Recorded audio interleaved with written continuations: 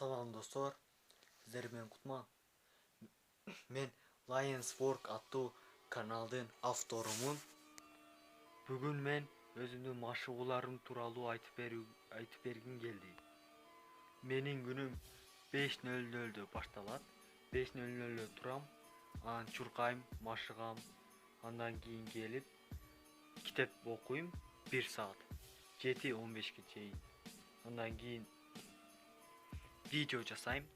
Андан кийин кеч дагы 5 жолу отжимания кылып машыгам. Анда эмесе азыр мен өзүмдүн машыгуу планымды айтып берем. Анда эмесе кеттик. Анда эмесе мен машыгууларым боюнча биринчи күнү дүйшөмбү күнү биз грудь жана бицепс. Грудь деген могул жер көкүрөк, бицепс деген могул жер. Анан экинчи күнү бизде плечи, бел, анан плечи жана спина, бел жана бул желкелерге машыгабыз. Андан кийин кайра эле бицепс, анан грудь, көкүрөк. Андан кийин пресс жана буттарды машыктырабыз.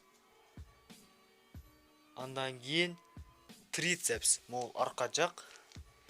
Андан кийин трицепс, андан кийин дагы буттарды машыктырабыз. Андан кийин обычный бул кадимкидей 3 жолу отжимания кылабыз. Андан 2 жолу пресс, 2 жолу турник, 2 жолу гантель, андан кийин да 2 жолу брус.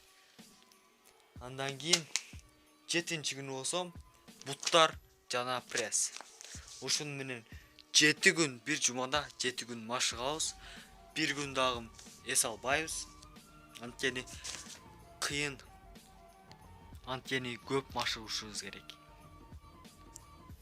Анан дагы айта кетчү нерсе, сен эгер мени көрүп жатсаң, менин каналымда сен эч качан зерикпейсиң. Ошондуктан менин каналыма подписаться кылып, бул видеого лайк коюп койгула. Анда эмесе кийинки видеолордон көрүшкөнчө.